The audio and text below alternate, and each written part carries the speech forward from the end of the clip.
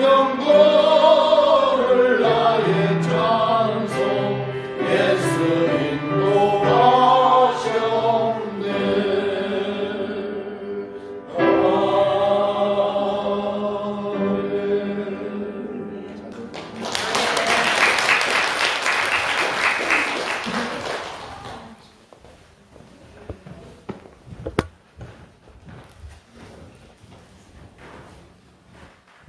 예, 앵콜 소리가 약해서 67주년 때 하도록 하겠습니다.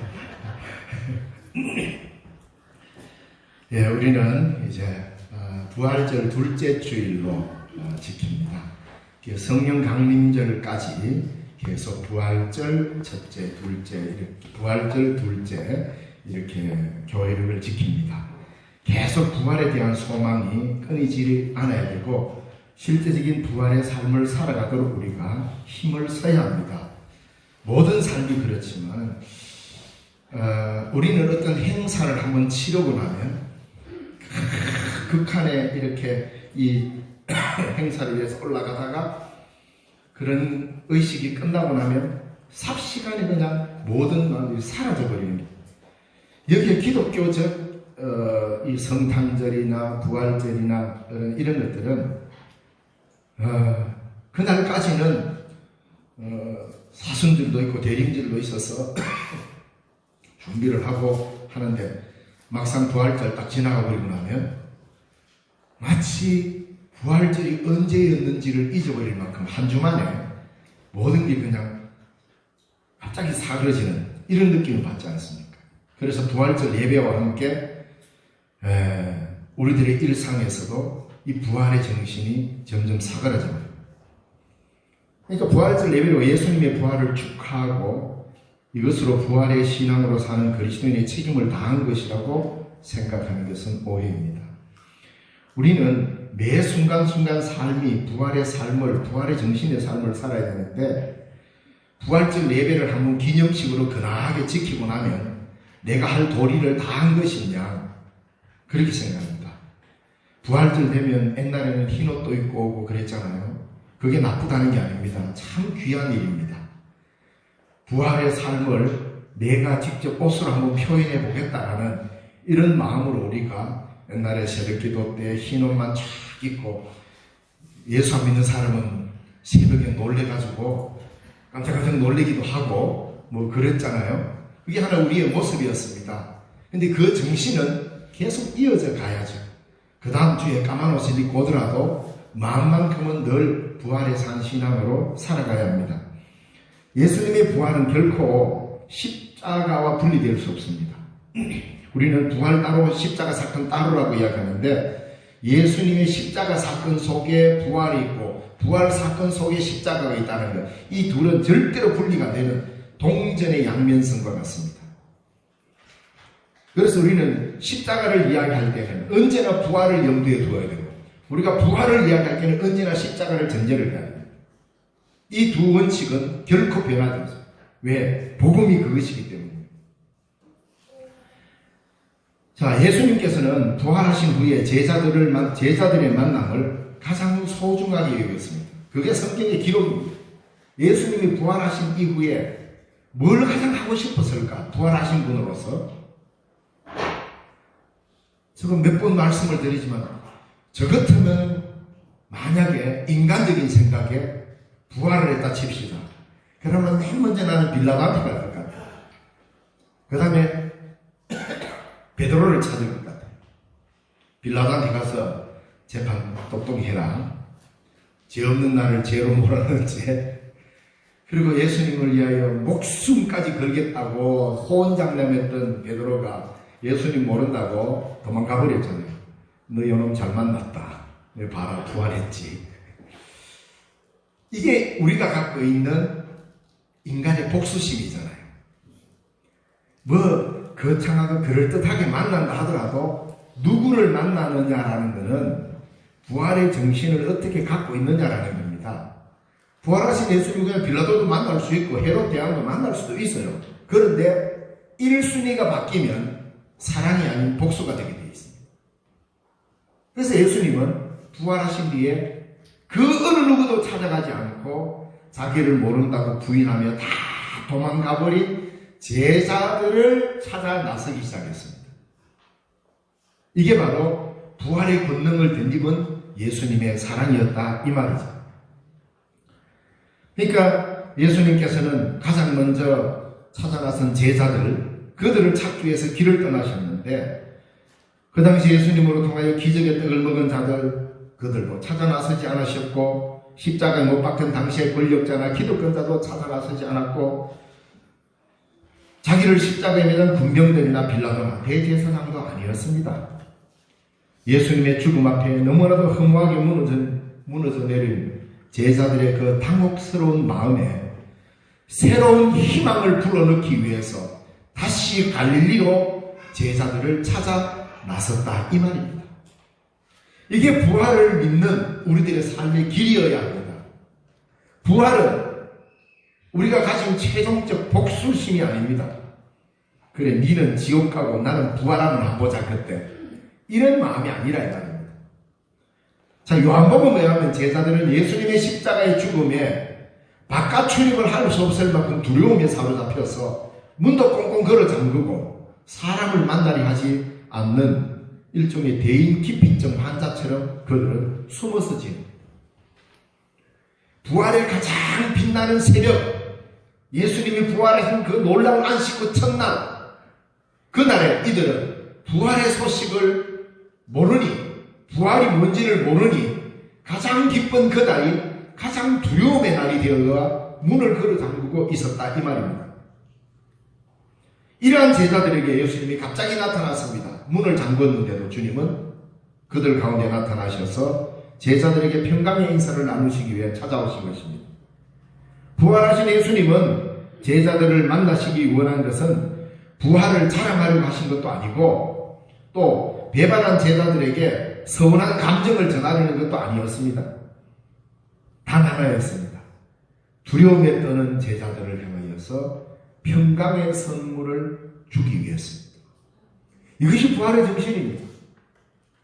우리는 뭔가 모르게 안갚음이나 복수나 이런 것들을 하지 않으면 견디지를 못하는 게 이게 인간의 죄성입니다.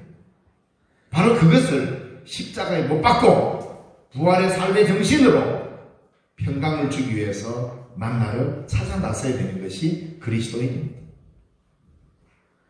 그래서 우리는 흔히 이렇게 생각하죠. 교회에서도 누구는 인상 먹고 누구는 무시 먹나 이런 평강을, 이런 평등을 자꾸 이야기합니다. 그 말은 옳지 않습니다. 나는 무를 먹더라도 너는 인삼을 먹으라. 이게 부활을 사는 사람입니다. 왜 교회 안에서 그런 평등을 찾습니까? 하나님의 나라는 그런 기준이 아닙니다. 나는 무꼬랑대기를 먹더라도 너는 인삼을 먹어라. 이래야 되는 게 부활이라 이 말입니다. 부활의 정신을 살아가는 사람입니다. 그렇지 않습니까? 종종 보면 그런 경우가 종종 있어요. 이거는 뭐냐면 거기에 우리의 신앙을 빙자한 은근한 복수심이 우리 마음속에서 해결되지 않기 때문에. 그래서 앞으로 여러분 그리스도인은 꼭 이렇게 가야 돼요. 예수님 야 그래 무꼬랑대기는 내가 먹을게. 너는 산삼을 먹어라. 이게 그리스도인의 길입니다. 이게 하나님의 나라란 말입니다. 예수님이 제자들을 찾아 나선 게 바로 그겁니다. 이런 정신이었다 이 말입니다. 이래서 예수님께서 제자들을 만나셨는데 요한복음에서 두려움에 사로잡혀 있는 그들을 만나러 갔었을 때 제자들의 상태가 예수님을 처음 만날 때 그때보다도 더 그들은 형편이 없었습니다. 문 밖에 나가지를 못했습니다. 그래서 예수님은 그들을 만나서 서운함을 전하는 것도 아니라 평강을 선물로 주시면서 용서의 권능을 덧입히고자 찾아 나선 겁니다. 죽음은 부활로 이길 수 있다는 것으로 너희들이 그토록 두려워했던 죽음, 너희들이 그토록 두려워했던 죽음 때문에 이 죽음이 모든 인생을 끝장내는 것이라고 너희들이 여겼기 때문에 내가 십자가에 못 박힐 때 너희들은 나를 다 버리고 도망가지 않았느냐. 왜? 너희들만 살겠다고. 선생을 못 박아놓고 너희들만 살겠다고 도망간 거 아니냐. 그 말입니다. 근데 예수님이 부활하신 모습을 그들에게 나타나서 죽음이 인생의 끝이 아니라 부활이 인생의 끝이다라는 것을 가르쳐 주면서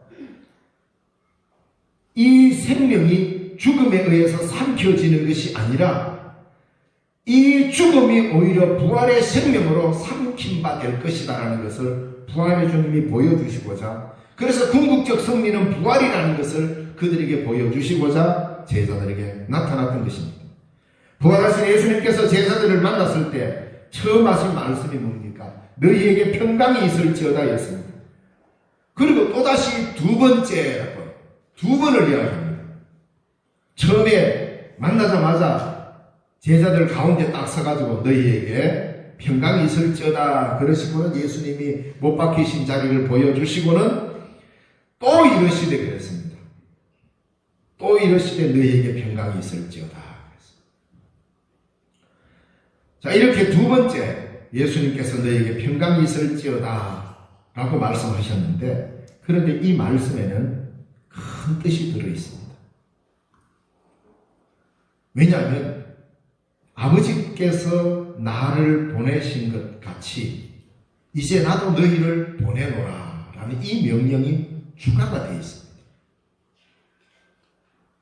오늘 이 말씀을 읽으면서 우리가 부활절을 지난주 지켰고 지금 우리는 부활절로 교회력을 지키고 있는데, 진정한 평안은 바로 여기서 오는 거구나, 이걸 우리가 알게 됐다 이 말입니다. 그리스도인의 평강은 내가 가고 싶은 길로 간다고 오는 게 아니라 이 말입니다. 내가 십자가를 피해서 도망간다고 평강의 길이 되는 게 아니라 이 말입니다. 내 고집스러운 고집의 길로 간다고 평강이 오는 게 아닙니다. 예수 믿는 하나님의 백성 그리스도인들의 평강은 그렇게 해서 오는 게 아닙니다. 3일 전만 하더라도 제자들은 예수님을 버리고 다 자기 가고 싶은 길로 도망했습니다. 그럴 때 그들은 평강을 잃어버렸습니다. 이것이 인간의 연약함입니다. 도망갔다고 해서 여러분 베드로를 욕하겠습니까? 도마를 욕하겠습니까? 야고보를 욕하겠습니까? 이 도망간 제자는 2000년 전의 제자들이 아니라 바로 오늘 우리들의 실제적인 모습입니다. 우리도 그렇다는 겁니다. 인간이 그렇다는 겁니다. 그래서 도망가 보니까, 내 삶보다 도망가 보니까 평강이 있더냐는 거예요. 그렇지 않다는 거예요. 오히려 평강을 잃어버렸어요. 그래서 사람들은 많이 착각합니다. 내가 가고 싶은 길로 가면 평안할 것이라고 그렇게 생각합니다. 그러나 예수님은 보냄을 받을 때 비로소 평강의 길이 된다라고 말하고 있다 이 말입니다. 우리가 정말로 평안하고 하나님이 주시는 샬롬이라고 하는 진정한 평강을 누리기를 원하면 내가 가고 싶은 길로 가서 안 됩니다. 보냄을 받아야 합니다. 예수님이 이 땅에 사시면서 평강을 우리에게 주실 만큼 자신이 넘쳤던 평강, 십자가에서도 죽음의 고통을 죽음의 고통을 넘어서 부활의 생명을 우리에게 주시면서 너희에게 평강이 있을지어다 라고 말할 때 예수님이 하신 말씀을 기억하십시오. 아버지께서 나를 보내신 것 같이 나도 너희를 보내노라. 너희에게 평강이 있을지어다. 이 말은 우리가 주님이 가라는 길을 갈 때만 인간에게 주는 궁극적 평강을 누릴 수 있다 이 말입니다. 그런데 사람들이 많이 착각합니다. 목사님, 내가 요즘 많이 괴롭습니다. 그래서 잠시 교회를 쉬고 마음 정리하겠습니다. 여러분, 백날 쉬고서요 마음이 정리되는가? 그게 내 고집이지 않습니까? 주님이 우리를 보내셨으면 보냄의 길을 가야 마음이 정리가 되고 평강이 옵니다. 그런데 착각합니다. 내가 가고 싶은 길 가면 평안이 올 줄로. 그게 주의 길이 아닙니다. 그래서 예수님은 나도 아버지께서 보내서 그 아버지의 보내신 일들을 다 감당해서 참 평강을 내가 여기 간직하고 너희에게 다시 평강을 주는데 너희도 너희를 내가 보내니 가라. 평강의 길을 가라. 평강은 인간에 의해서 제작되는 게 아니라 하나님으로부터 오는 선물입니다. 하나님으로부터 보내심을 받은 예수님은 십자가에서 용서의 일을 이루셨습니다. 이제 예수님의 보내심을 받은 제자들도 처음 명령하신 것이 죄를 사하라는 말씀을 받게 됩니다. 이 평강의 길을, 즉 나도 보냄을 받았으니 나도 너희를 보내노라 하시면서 평강을 이야기하시는데, 그 평강의 길이 죄의 용서, 죄 사함의 길을 이야기하고 있다, 이 말입니다. 앞에서도 말씀드렸다시피 예수님의 십자가와 부활은 분리된 사건이 아니라고 했습니다. 예수님께서 십자가를 지실 때에 처음 했던 말씀이 뭡니까? 지난 성금요 예배 때 우리가 했죠. 가상칠언에서 가장 첫째 말씀인 십자가상에서 하신 첫째 말씀이 뭡니까? 아버지여 저들을 용서하여 주옵소서. 자기를 향하여 창끝을 세우고 십자가에 못을 박는 저들을 향하여서 주님이 하신 말씀이, 아버지 저들이 무슨 짓 하는지 몰라서 저러니 용서해달라는 용서를 빌었단 말입니다. 십자가의 시작은 용서로부터 시작되었습니다. 그리고 그 십자가의 끝인 부활도 우리에게 용서로 주님은 다가오고 있다, 이 말입니다. 그래서 십자가 사건 안에 십자가와 부활을 분리할 수 없으면 복음의 핵심은 뭡니까? 결국 그리스도로부터 받는 용서요, 그 용서받은 우리가 용서하며 사는 것입니다. 그래서 죄사하라는 말씀을 우리 주님께서 이 부활하신 후에 제자들에게 나타나셔서 주신 말씀이 되었습니다. 예수 믿는 사람의 가장 큰 능력, 가장 큰 권능은 눈에 보이는 대단한 능력을 일으키는 게 아닙니다. 물을 갈라지게 만들고 병든 자를 낫게 하고 그런 것도 하면 좋겠죠. 그러나 그것이 1차적 권능이 아닙니다. 그리스도인의 첫 번째 권능은 죄악이 관영한 세상에 죄를 정복하는 겁니다. 죄를 이기는 능력입니다. 이것이 그리스도인의 능력입니다. 죄의 권능을 깨뜨리는 것입니다. 죄의 권능은 바로 용서를 통해서만 깨어지게 되어 있습니다. 어떤 기적을 일으켜도 죄의 권능은 깨어지지 않습니다. 죄의 권능은 나를 쳐서 복종시키며 용서의 선언을 통하여서만 그 엄청난 죄의 권세가 깨뜨려지게 되어 있습니다. 이 일로 우리를 다시 세상으로 보낸다, 이 말입니다. 그러면 용서의 권능을 어떻게 덧입습니까? 그것은 내 스스로의 용기와 내가 좀 객기 부린다고 해서 되는 일이 아니라 이 말입니다. 바로 부활의 숨결을 호흡해야 됩니다. 오늘 제목을 부활을 호흡하라고 했습니다. 부활이 내 삶이요, 부활이 없으면 나는 생명도 없다라는 이 부활을 호흡해야 한다, 이 말입니다. 하나님의 숨결이 아담을 향했듯이 말입니다. 예수님의 숨결 제자들을 향했습니다. 21절 말씀에 보니까 이 말씀을 하시고 그들을 향하여 숨을 내쉬며 이르시되 성령을 받으라. 예수님의 숨결 제자들을 향하여 불었습니다. 하나님의 숨결이 아담에게 불어넣어질 때 흙덩이가 사람이 되었습니다. 두려움에 떨고 절망에 빠진 제자들에게 예수의 부활의 숨결이 불어넣어졌을 때 그들은 목숨을 걸고 교회를 세우는 믿음의 일꾼들이 되었습니다. 제자들은 예수님의 부활의 숨결을 들이마셨습니다. 오늘 본문에 보면 사실 이 원어로 보면 우리나라 많은 번역 성경인데 그 중에 공동 번역과 이 세 번역이라고 하는 성경에 보면 이 본문을 이렇게 번역했습니다. 예수께서 그들에게 숨을 불어 넣으시며, 이렇게 했습니다. 숨을 불어 넣었다. 그냥 숨을 일방적으로 내쉰 게 아니라 그들을 향하여 그들에게 숨을 불어 넣으시며 이르시되 성령을 받아라. 기가 막히지 않습니까? 부활 전의 예수가 아니라 부활 이후의 예수님. 물론 부활 전의 예수님, 그 예수님이나 부활 후의 예수님 동일하신 분이지만 부활하신 하나님의 권능을 드리면 부활의 주님이 제자들을 향하여 숨을 불어넣어 주시면서 성령을 받으라. 성령이라는 이 단어와 숨이라는 단어가 히브리어로는 똑같이 루아입니다.